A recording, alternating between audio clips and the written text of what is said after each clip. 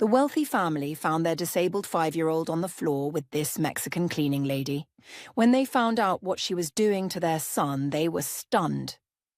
The marble floors of the Whitmore mansion gleamed under the morning light, streaming through floor-to-ceiling windows, but the beauty felt cold and lifeless, like everything else in the house.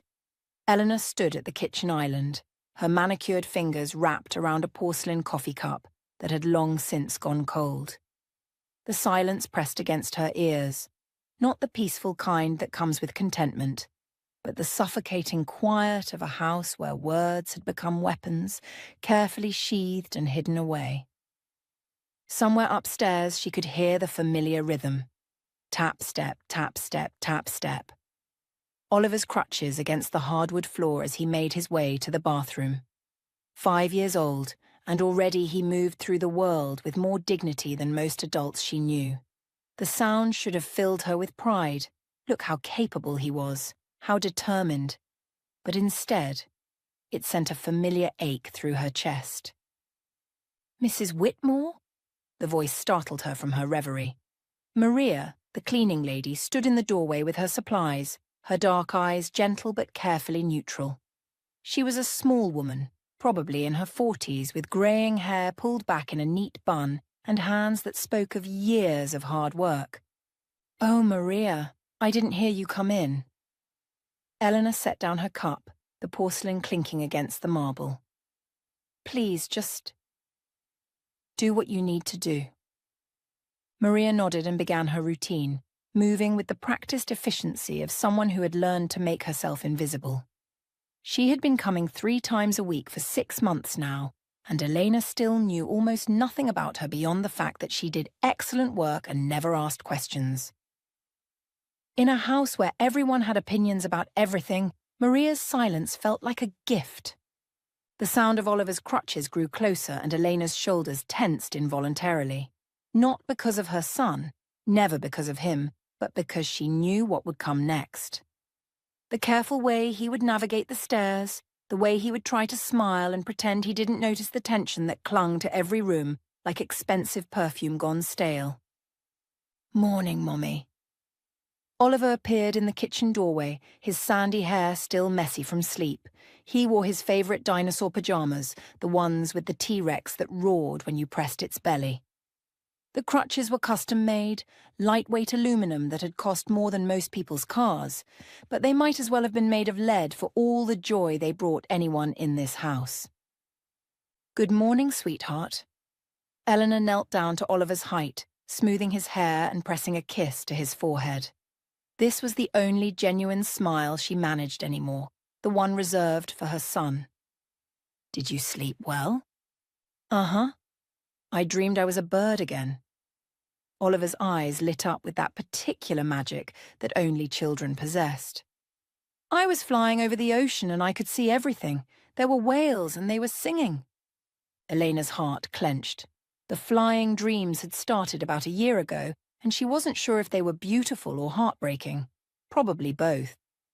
"That sounds wonderful, baby. What did the whales sing about?" "They were happy songs, about their families swimming together." Before Eleanor could respond, the sound of expensive Italian leather shoes on marble announced her husband's approach. Richard Whitmore entered the kitchen like he entered every room, with the assumption that he belonged there more than anyone else. Tall, impeccably dressed even at 7 in the morning, with salt and pepper hair that somehow made him look distinguished rather than old. He was already scrolling through his phone, his other hand reaching for the coffee pot. "Good morning," he said without looking up, his voice carrying the distracted tone of someone already halfway to the office. "Oliver, shouldn't you be getting ready for school?" "It's Saturday, Daddy." Richard paused in his coffee pouring, finally looking at his son with the expression of someone trying to remember what day of the week meant. "Right. Saturday." He took a sip of coffee and returned to his phone. "Well, your tutor is coming at 10 for the makeup session you missed yesterday." Elena felt her jaw tighten. "He was at physical therapy yesterday. Dr. Martinez said it was important not to skip." "I know what Dr. Martinez said." Richard's voice carried the edge it always got when his decisions were questioned. But Oliver needs to keep up with his studies. The therapy isn't going anywhere. The casual dismissal in his tone, as if Oliver's progress in learning to strengthen his legs was somehow less important than conjugating French verbs, made Elena's hands clench into fists. But she bit back her response because Oliver was watching and because they had already had this fight 100 times. Maria continued her work in the background, wiping down counters with careful precision, but Eleanor noticed how she moved a little slower when they spoke, as if she too was listening to the careful dance of words that never quite said what anyone meant. The sound of heels clicking against marble announced the arrival of the third player in their morning drama. Victoria Whitmore swept into the kitchen with the bearing of someone who had never doubted her welcome anywhere. At 68, Richard's mother still moved like the socialite she had been in her youth, every gesture calculated for maximum effect. Her silver hair was perfectly coiffed despite the early hour, and her expression held the particular combination of disapproval and martyrdom she had perfected over the years. "Good morning, Oliver, darling." Victoria bent to kiss her grandson's cheek, her voice warm in a way it never was for anyone else in the room. "How's my brave boy today?" "Good morning, Grandma. I had flying dreams again." "Did you? How wonderful!" Victoria straightened, and the warmth drained from her expression as her gaze moved to Eleanor. The look lasted only a moment, but it carried the weight of 6 years of blame, resentment, and carefully cultivated grief. "Eleanor?" "Victoria."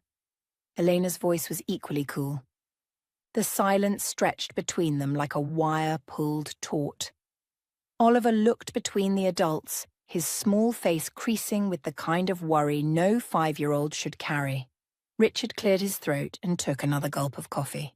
"Well," he said with false brightness, "I should get going.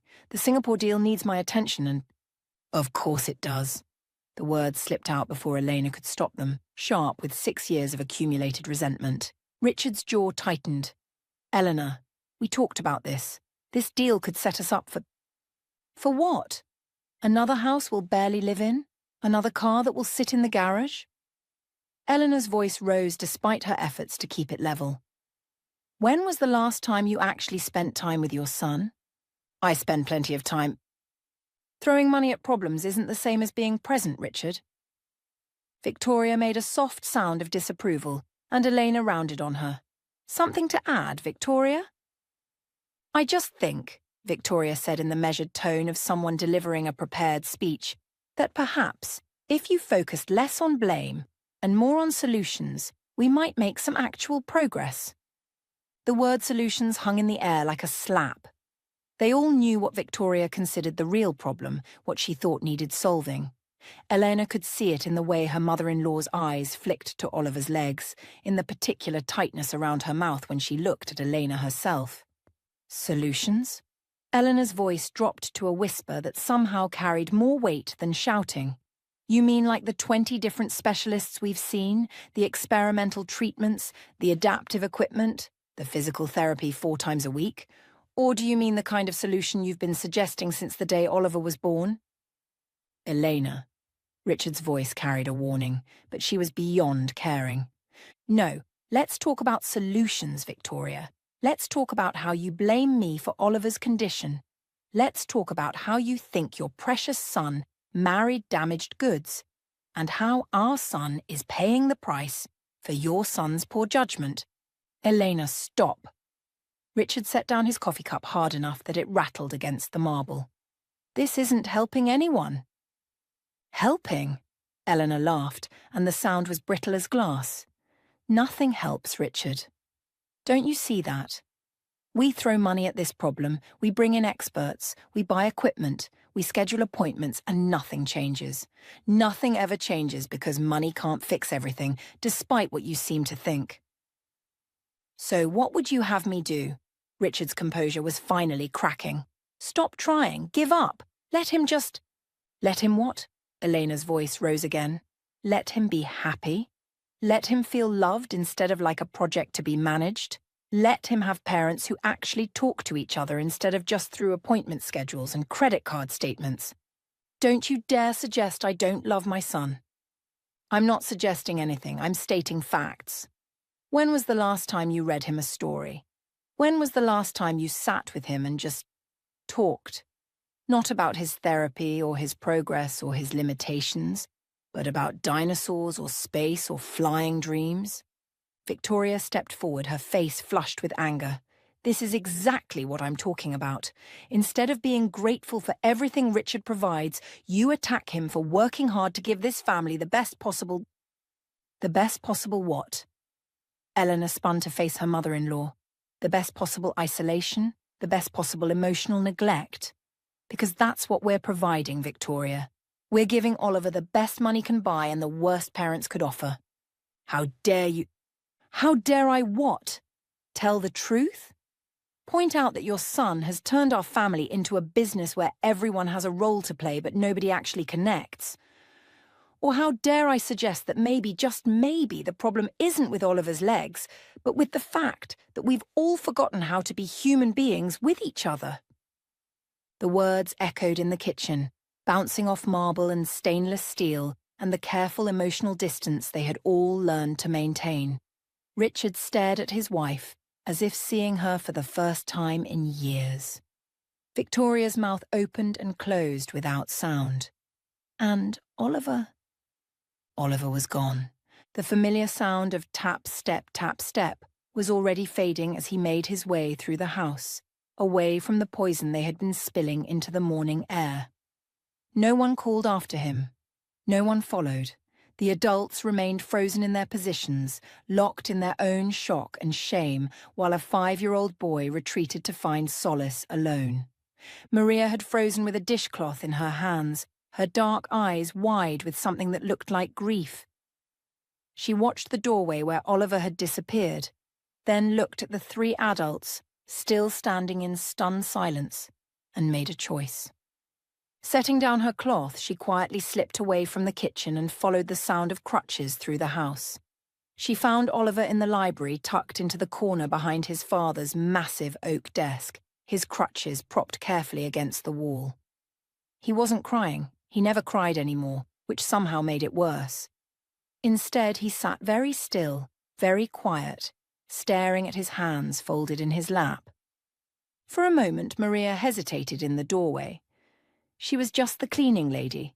She wasn't supposed to interfere in family matters, but looking at this small boy sitting alone with the weight of his parents' anger and disappointment, she couldn't bring herself to care about what she was supposed to do. "Mijo," she said softly, stepping into the library. Oliver looked up, his eyes wide and too old for his 5-year-old face. "Maria, are you in trouble too?" The question broke her heart. "No, pequeño, I'm not in trouble, but I think you might be sad, and I wanted to make sure you were okay." Oliver's lower lip trembled slightly. "Is it my fault, Maria? Is Daddy angry because I can't walk right? Is that why Grandma looks sad all the time?" Maria felt her world tilt sideways. She moved slowly toward him, as if approaching a wounded bird, and knelt down in front of the chair where he sat. "Oh, mi amor," she whispered. Maria looked into those innocent eyes and saw all the pain this child had absorbed, all the tension and resentment he had taken into his small heart and made his own burden. Without asking permission, she carefully, deliberately, wrapped her arms around him. Oliver melted into the embrace with a completeness that spoke of how desperately he had needed this simple comfort. Not the careful therapeutic touches of doctors and physical therapists, not the obligatory affection of relatives who saw him as a problem to be managed, but the simple, uncomplicated warmth of someone who just wanted to offer comfort. "Mijo," Maria whispered, using an endearment that had never been spoken in this house before. "Listen to me, okay? None of this is your fault. Not your legs, not your parents fighting, not your grandmother's sadness. None of it. You are perfect exactly as you are." Oliver's small body relaxed in her arms, his face losing some of the careful tension he carried everywhere. And Maria realized with a shock that cut through her like ice water that this little boy had been carrying the weight of his family's dysfunction all by himself, with no one to tell him it wasn't his to bear. "I love you, little one," Maria said simply, and Oliver's response was immediate and complete. His arms went around her neck and he held on as if she were the only solid thing in a world that had suddenly started making sense. When Maria finally pulled back, keeping her hands on Oliver's shoulders, she looked directly into his eyes. "You are loved, mijo. Do you understand? You are so, so loved." Oliver nodded, his small face serious. The simple exchange seemed to fill the library with warmth, pushing back against the coldness that had settled over the house like a shroud. Maria pressed another kiss to the top of Oliver's head, and for the first time since she'd started working in this house, she felt like she was exactly where she was supposed to be. The morning sun painted golden rectangles across the marble floor as Maria arranged her cleaning supplies in the utility closet. She had arrived earlier than usual, hoping to avoid the family's breakfast routine and the inevitable tension that seemed to permeate every shared space in the Whitmore house. But as she pulled out her mop and bucket, she felt the familiar sensation of being watched. Turning slowly, she found Oliver standing in the doorway, balanced on his crutches with the careful posture she had come to recognize. His dinosaur pajamas had been replaced by a striped shirt and dark pants, but his expression held the same mixture of curiosity and longing that had broken her heart the day before. "Good morning, mijo," she said softly, glancing past him to make sure they were alone. The house felt empty except for them. Eleanor was probably in her bedroom with the door closed, Richard had already left for the office, and Victoria wasn't expected until later in the week. Oliver's face brightened at her greeting. "Good morning, Maria. Can I watch you work today?" The simple request carried so much weight that Maria had to steady herself against the closet door. "Of course, pequeño, but you don't have to just watch. We can talk too, if you want." And so it began. As Maria moved through the house with her cleaning routine, Oliver followed at his own pace, the rhythmic tap step of his crutches creating a gentle counterpoint to her movements.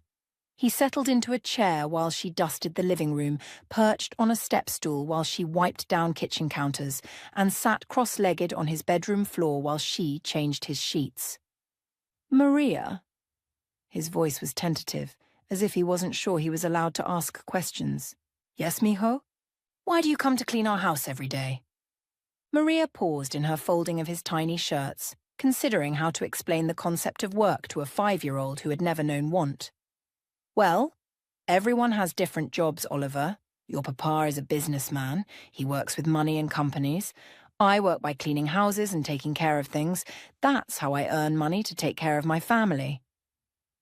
Oliver's brow furrowed with the intense concentration of a child trying to understand the adult world. "You have a family?" "I do. I have a son who's about your age." The words came easier than Maria had expected. She rarely talked about Diego at work, had learned to keep her two worlds carefully separated. But something about Oliver's genuine interest made her want to share. "What's his name?" "Diego. He's 5, just like you. He loves trucks and soccer and asking a million questions about everything." Maria smiled at the thought of her son, probably getting ready for school at her sister's apartment right now. "Does he live in a big house like this too?" The innocence of the question hit Maria like a physical blow. She sat down on Oliver's bed, setting aside the laundry, and looked directly at him. "No, mijo. We live in a small apartment. That's why I work. To take care of Diego and give him things he needs, like food and clothes and books for school." Oliver was quiet for a long moment, processing this information with the seriousness he seemed to bring to everything. Then, in a voice so small Maria had to strain to hear it, he said, "I wish my mom and dad cleaned houses too." The words hung in the air between them, innocent and devastating. Maria felt her heart crack open, understanding exactly what Oliver meant. He didn't want his parents to be poor or to struggle. He wanted them to find the same satisfaction in simple work the same presence and attention that Maria was able to give him. "Oh, pequeño," she whispered, moving to sit beside him on the floor. "Your parents love you very much. Sometimes sometimes we forget how to show love in the right way." Oliver leaned against her shoulder, a gesture so natural and trusting that Maria had to blink back tears. From that day forward, their mornings took on a new rhythm. Oliver would appear as soon as he heard Maria arrive, often with his own small contributions, a washcloth he'd found, or a spray bottle filled with water that he'd commandeered from his bathroom. Maria tried to give him tasks that wouldn't strain his legs or arms, but she was amazed by his determination. "Like this, Maria?" he would ask, carefully wiping down the coffee table with intense concentration. "Perfect, mijo. You're such a good helper." The pride that bloomed across his face at her praise was both beautiful and heartbreaking. Maria began to understand how starved Oliver was for simple acknowledgement, for the basic recognition that he was capable and valuable exactly as he was. As the weeks passed, their conversations deepened. Oliver told her about his dreams, not just the flying ones, but his hopes of having a dog someday, his fascination with space exploration, his secret wish that his parents would laugh more. Maria found herself sharing stories about Diego, about her childhood in Mexico, about the small joys she found in her work. One morning while they were folding towels together, Oliver picked up a washcloth and tried to fold it like Maria was doing with the bigger towels. His movements were careful, deliberate, and Maria noticed how he seemed to be stretching his arms more than necessary. "Do you ever do exercises, Oliver?" Maria asked, looking up from her folding. Oliver shrugged, still focused on the washcloth. "Like leg ones?" "Yeah." Oliver's voice got quieter. "They're really boring, though, and they hurt my legs sometimes." Maria set down the towel she was holding and looked at him. "Do you still do them?" Oliver shook his head quickly. "I stopped. Mommy doesn't know, but I don't want to anymore." "How come?" Oliver finally looked up at her, his face scrunched up like he was trying to figure out how to explain something complicated. "Well, the lady who comes here, she talks really loud, and she moves my legs around and it hurts. And then she writes stuff down on her paper, but she never tells me if I'm doing good or bad or anything." He picked at a loose thread on the washcloth.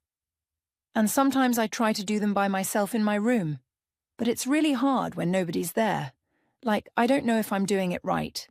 And it's boring and—" His voice got even smaller. "And it makes me sad to do them alone." Maria felt her heart clench. "That does sound sad, pequeño." "Yeah, so I just stopped." Oliver looked up at her with those two serious eyes. "Is that bad?" "No, mijo. I don't think that's bad at all." Maria sat down on the floor next to him so they were at the same level. "You know what, though? Maybe exercises could be different. Maybe they could be fun instead of boring." Oliver tilted his head, interested but skeptical. "How?"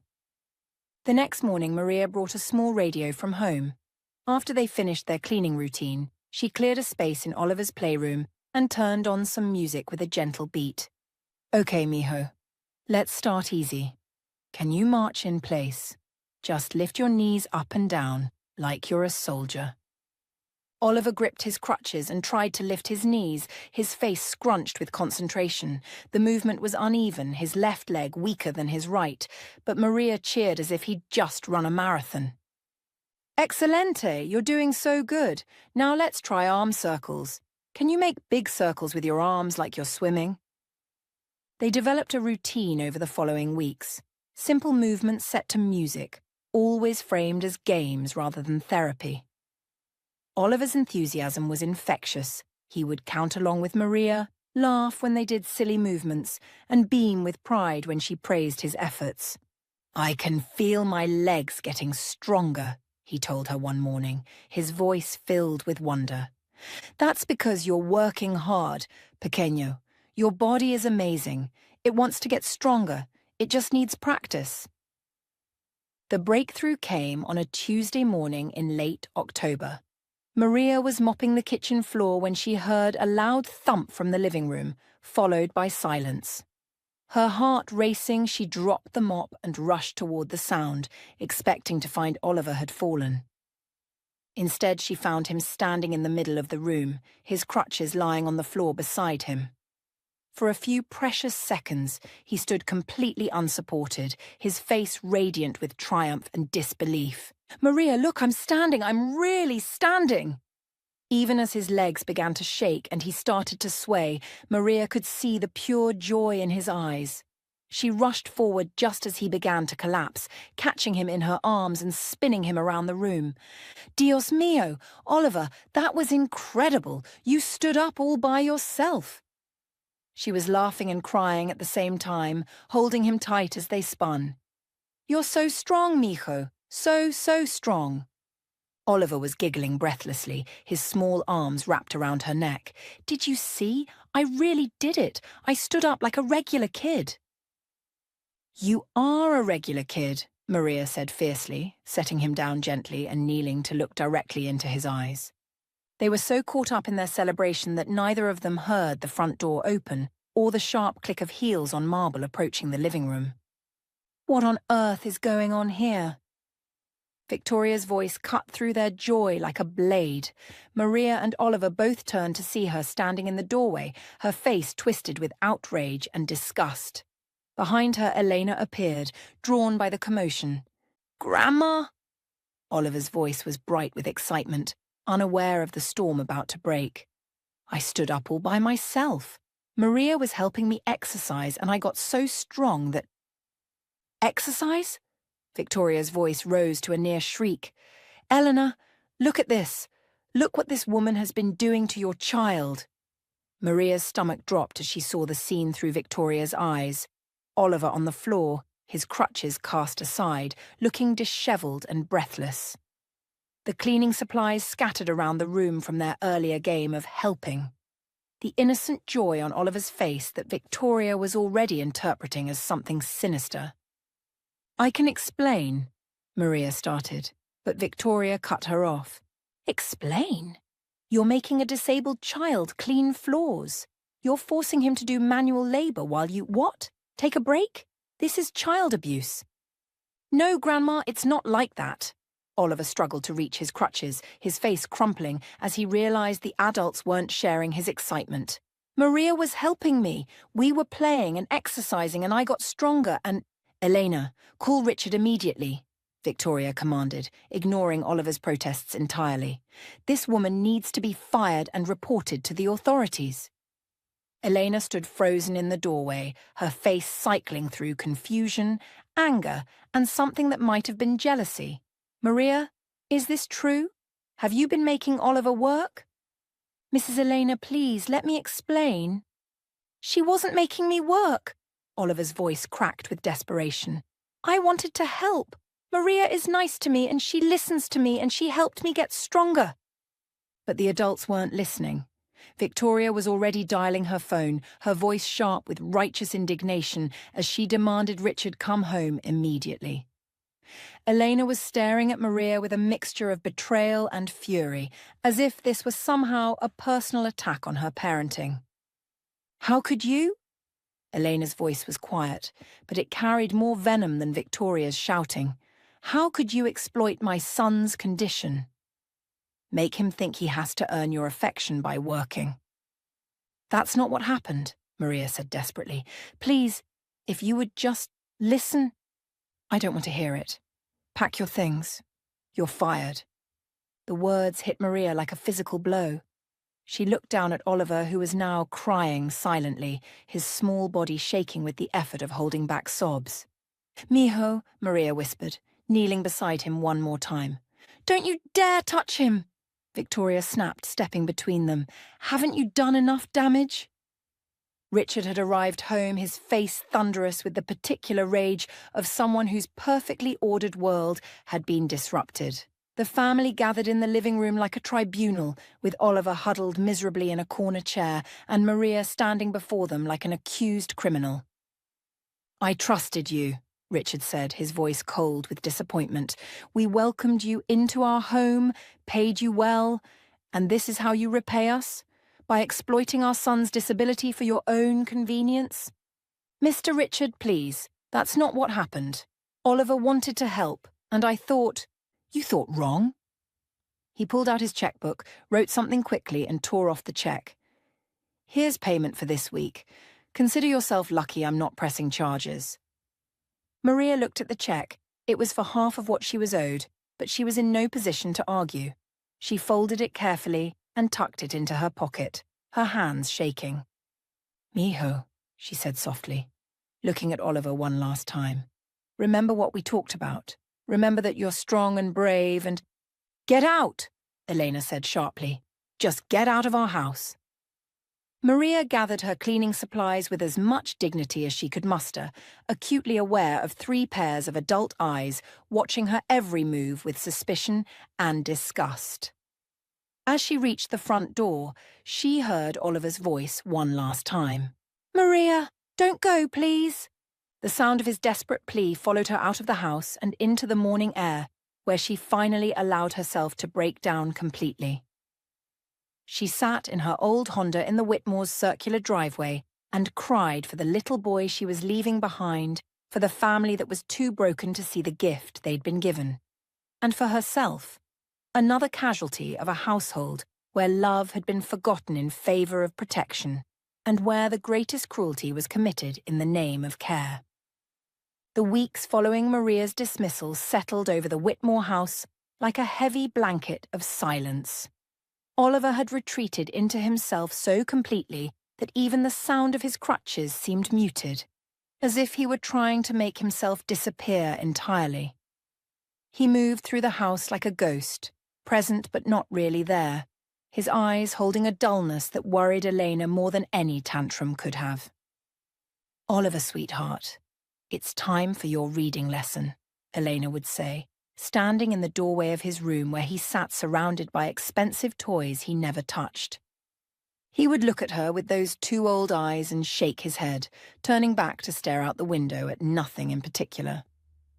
Oliver, your tutor is here for mathematics, Richard would announce, his voice carrying the edge of someone unused to being ignored.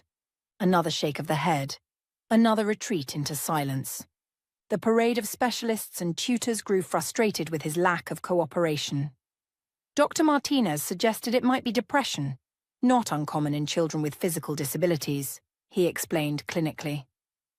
Victoria blamed Eleanor's emotional instability for rubbing off on the boy. Richard threw money at new treatments, new equipment, new experts, all of whom left shaking their heads at the stubborn child who refused to engage. But there was one thing Oliver didn't stop doing. Every morning he would carefully go through a series of exercises that none of his therapists had prescribed. Simple movements set to an internal rhythm only he could hear. Marching in place while holding onto his dresser, arm circles that made him look like he was swimming through air, stretches that seemed designed more for joy than therapy. The dinner table had become a monument to their collective failure. Richard would make stilted attempts at conversation about his business deals. Victoria would comment on the weather or some society gossip that no one cared about. Eleanor would push food around her plate and steal worried glances at her son, and Oliver would sit silent, eating mechanically, existing in the same space as his family, but remaining utterly alone. It was on a Thursday evening in late November, as the first winter chill crept through the expansive windows, that everything changed. Elena was setting down a bowl of soup. Victoria was complaining about her bridge club's latest drama, and Richard was scrolling through his phone when they heard it, a soft scraping sound from the hallway, different from the familiar tap-step of Oliver's crutches. "What was that?" Victoria asked, looking up from her perfectly arranged salad. The scraping sound came again, closer this time, accompanied by something that sounded like... heavy breathing? Elena turned toward the kitchen entrance just as Oliver appeared in the doorway, but he wasn't using his crutches. Instead, he was pressed against the wall, one small hand flat against the painted surface, his legs trembling with effort but holding his weight. The entire table fell silent. Even Richard looked up from his phone, his mouth slightly open. Oliver's eyes were fixed on his feet, his face a mask of intense concentration. Slowly, carefully, he lifted his right foot and placed it 6 inches forward. Then his left. He was walking, really walking, using the wall for balance but supporting his own weight on legs that had never been strong enough before. "Oliver!" Elena's voice was barely a whisper, afraid that speaking too loudly might break whatever spell was allowing this miracle to happen. Step, breathe, step, breathe. Oliver made it halfway into the kitchen before he let go of the wall. For a moment he stood completely free, his small body swaying slightly but upright, independent, whole. His head came up, and for the first time in weeks he looked directly at his parents. Tears were streaming down his face, but he was smiling, the first real smile they had seen since Maria left. Step. He moved forward on his own, no support, no assistance, just his own determination and strength. His legs shook with the effort, but they held. Step. Another foot forward, and now Eleanor was crying too, her hand pressed to her mouth in amazement and joy. Step. By the time Oliver reached the dinner table, both Eleanor and Richard were on their feet, their chairs knocked back in their haste to reach him. Victoria sat frozen, her fork suspended halfway to her mouth, staring as if she were seeing a genuine miracle. Oliver's legs gave out just as Richard's hands reached him, but instead of collapsing to the floor, he sank into the nearby chair with the satisfied exhaustion of someone who had just accomplished the impossible. "Oh my God!" Elena sobbed, falling to her knees beside his chair and gathering him into her arms. "Oliver, baby, when did you—" "I can't believe it," Richard breathed, his voice thick with emotion as he knelt on Oliver's other side. "Son, that was incredible. You walked. You actually walked." Oliver melted into their embrace, his small arms wrapping around both parents for the first time in months. Elena felt his tears soaking into her shirt, but they felt different now. Not tears of loneliness or frustration, but tears of accomplishment, of finally being seen and celebrated for who he was. "How, baby?" Elena whispered into his hair. "How did you get so strong?" Oliver pulled back slightly, looking between his parents with an expression that held both love and something that looked like forgiveness. When he spoke, his voice was steady despite his tears. "I've been doing the exercises Maria taught me, every day, because I promised her I would, and because she said I was strong enough." He wiped his nose with the back of his hand. "She was the only one who ever believed I could do it." The words hung in the air like an accusation and an absolution all at once. Eleanor felt them hit her chest with the force of recognition, not anger at the truth of them, but grief for how blind they had all been. Richard's face crumpled with an emotion Elena had rarely seen from him. "Oliver, we believed in you. We've always believed—" "No, Daddy." Oliver's voice was gentle but firm, with the clarity that sometimes comes from children who have been forced to grow up too fast. "You believed in doctors and treatments and expensive things. But Maria believed in me. She thought I was good enough just the way I was, and she helped me get stronger because she wanted me to be happy, not because she thought I was broken." Victoria finally found her voice, though it came out as barely a whisper. "Oliver, darling, we never thought you were broken." "Yes, you did, Grandma." Oliver turned to look at her, and his expression held no anger, only a sadness that seemed too deep for his 5-year-old heart. "You blame Mommy for how I am. Daddy tries to fix me with money. Mommy cries when she thinks I can't see her. But Maria just loved me." The simple truth of it devastated them all. Eleanor saw their family through Oliver's eyes, the careful distance they maintained, the way they talked about him instead of to him. The assumption that love meant fixing rather than accepting. "Baby," Elena said, her voice breaking, "we do love you. So much, but I think we forgot how to show it the right way." As they sat there on the kitchen floor, Eleanor still in her work clothes, Richard with his expensive suit wrinkled, Victoria with tears streaming down her carefully made-up face. Oliver told them about Maria, about the games that became exercises, about the praise that felt like sunlight, about the simple human connection that had given him the strength to believe in himself. Maria folded Diego's favorite soccer jersey carefully into the cardboard box, her hands moving with the practiced efficiency of someone who had moved too many times before. The small apartment that had been their home for 2 years was nearly empty now, stripped of the little touches that had made it theirs. Diego's drawings taped to the refrigerator, the colourful throw pillows she'd bought at a garage sale, the small herb garden she'd tended on the fire escape. She had tried to explain the situation to her landlord, Mr. Peterson, had begged him for just 2 more weeks to find another job and catch up on the rent. But he had looked at her with the cold indifference of a man who had heard every sob story and believed none of them. Rules are rules, Maria. I've got other tenants waiting. So here she was, loading their entire life into her 15-year-old Honda Civic. The November wind cut through her thin jacket as she carried the last box to the car. Diego would be out of school in an hour, expecting to come home to their small but warm apartment, to milk and cookies and help with homework at their tiny kitchen table. Instead, she would have to tell her son that they would be staying with Tia Rosa again. Maria was fumbling with her keys, trying to fit one more box into the back seat when the black SUV pulled up behind her car. For a moment, her heart raced with the irrational fear that Mr. Peterson had sent someone to make sure she actually left. But as the driver's door opened and a familiar tall figure emerged, her breath caught in her throat. Richard Whitmore looked different than he had the day he'd fired her. Gone was the cold anger, the imperious distance. He looked tired, older somehow, and when their eyes met across the narrow street, she saw something that looked almost like shame. Maria. He approached slowly, his hands raised slightly as if he were trying not to startle a wounded animal. I'm sorry to bother you. I know you have no reason to want to see me, but Oliver asked me to find you. He needs to see you. Maria stared at him, confusion and hurt warring in her chest. Mr. Whitmore, I don't understand. You made it very clear that you didn't want me anywhere near your family. Richard's face crumpled slightly. I was wrong. We were all wrong.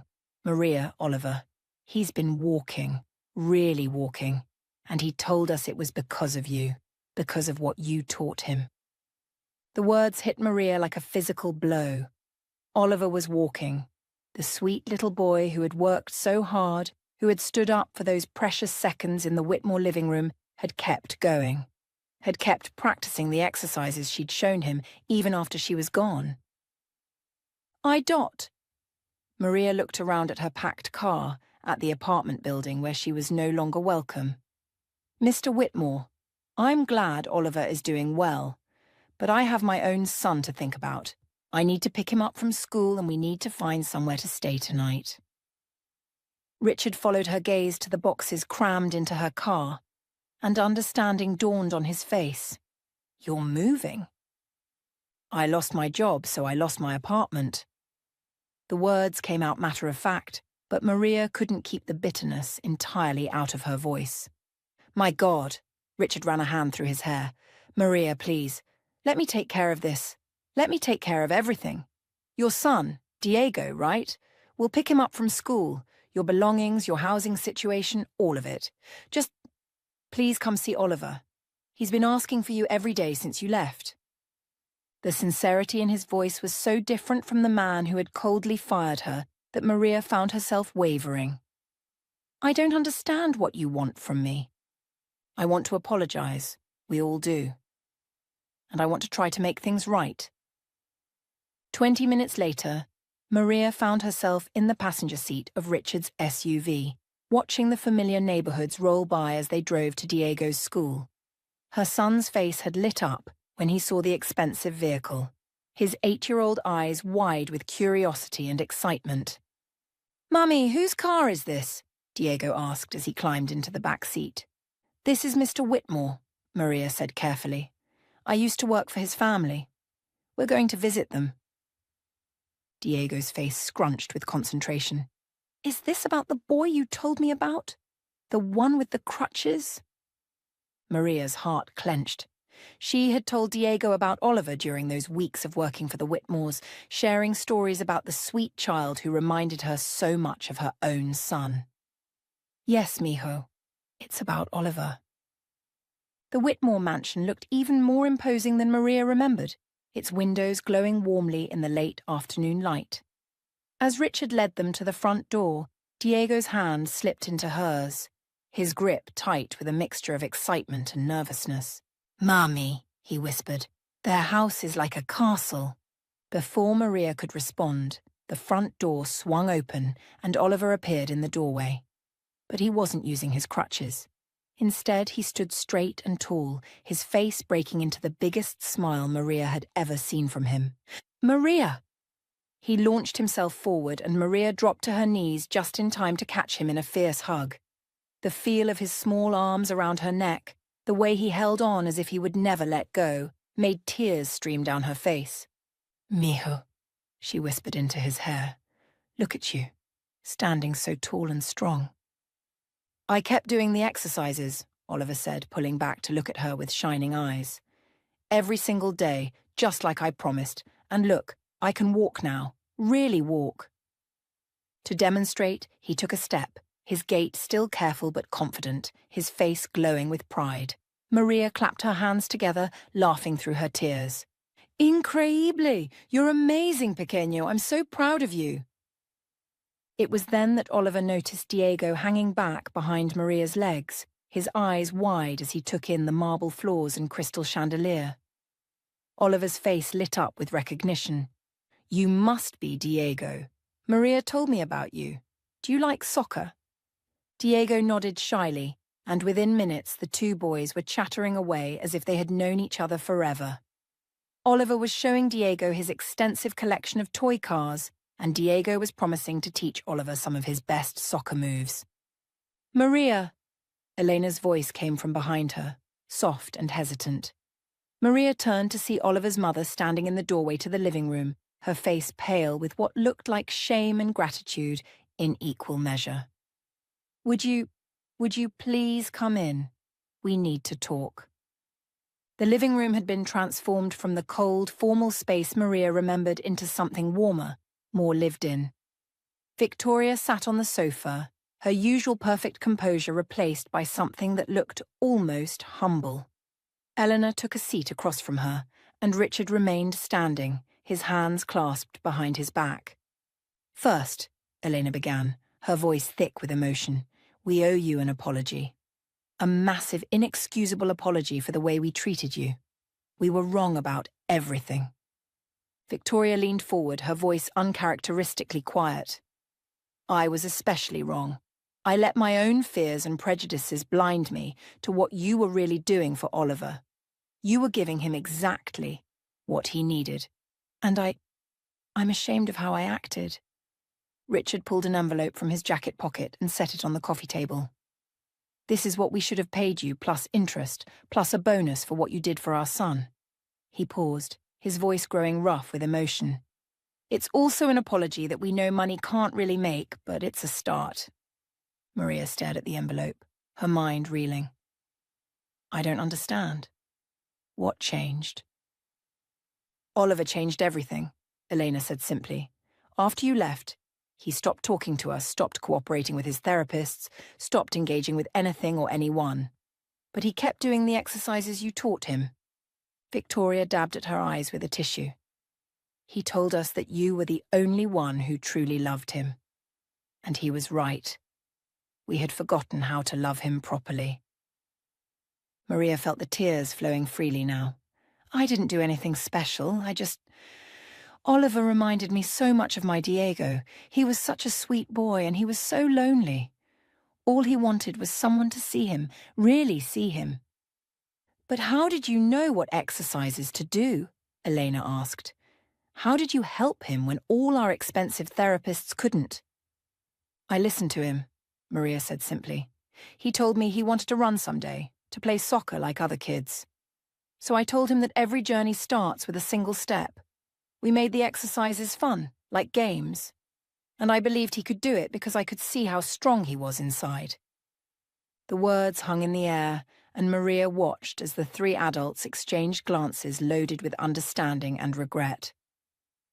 We were so focused on finding the right treatment, the right doctor, the right equipment, Richard said quietly, that we forgot the most important treatment of all. Love, Elena whispered. Just love. Richard cleared his throat. Maria, we've been talking, and we want to know if you would consider coming back. Not as our housekeeper, as part of our family. We want to give you a proper position, with benefits and security helping Oliver and other children like him. Maria stared at him. I don't understand. We want to offer you something bigger, Elena said, leaning forward with excitement. Richard has been researching rehabilitation centres, therapy programs. We want to start something new, something different. A place where children like Oliver can get the kind of care you gave him. Not just physical therapy, but emotional support, belief, love. We want you to run it, Richard said simply. We'll fund it, you'll lead it. You'll be able to help not just Oliver, but dozens of children who need someone who sees them the way you see Oliver. Maria's hand flew to her mouth, hardly daring to believe what she was hearing. You want me to run a therapy centre?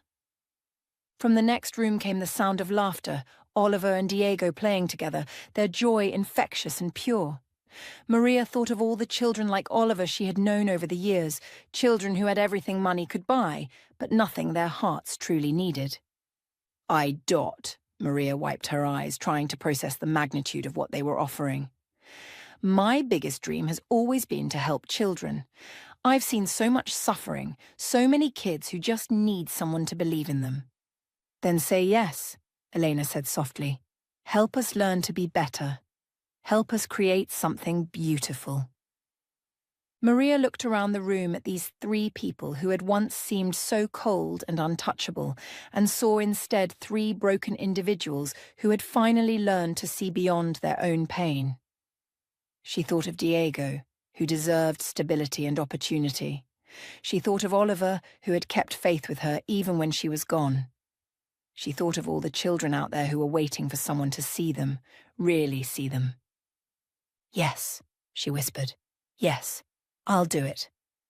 The Maria Gonzalez Rehabilitation Center opened its doors 18 months later, a state-of-the-art facility that combined cutting-edge medical treatment with the kind of emotional support and individualized attention that Maria had always believed children deserved. It quickly gained a reputation as the most innovative and successful pediatric rehabilitation center in the country, not because of its expensive equipment or famous doctors, but because of its philosophy. Every child is whole exactly as they are, and healing begins with love. Oliver was their first success story and their proudest ambassador. By his 7th birthday, he was not only walking but running, playing soccer with Diego on the center's fields, both boys laughing as they raced toward goals that once seemed impossible. Maria often stood at her office window, watching the two boys play together, marveling at the journey that had brought them all here. From that first morning when she had comforted a lonely 5-year-old in a marble mansion to this moment, watching him race across grass with his best friend, everything had changed because someone had finally remembered that the most powerful medicine of all was simply believing in each other. The cleaning lady who had once moved invisibly through a broken family's home now led one of the most respected institutions in the country. But, more importantly, she had helped heal not just Oliver's legs, but his family's heart. And in the process, she had discovered that sometimes the greatest transformations begin with the smallest acts of love.